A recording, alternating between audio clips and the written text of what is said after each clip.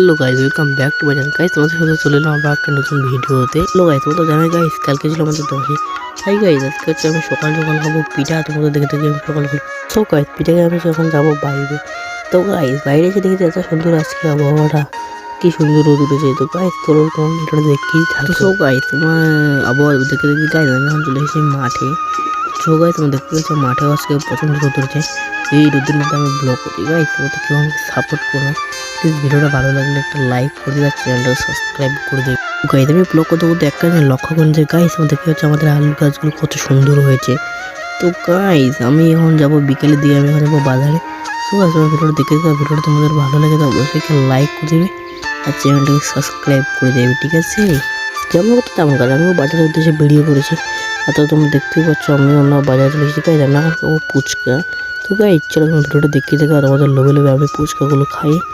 So guys স্কুলটা আমি আর বেশিটা বাড়াবো না, কারণ স্কুলটা অনেক বড় হয়ে গেছে।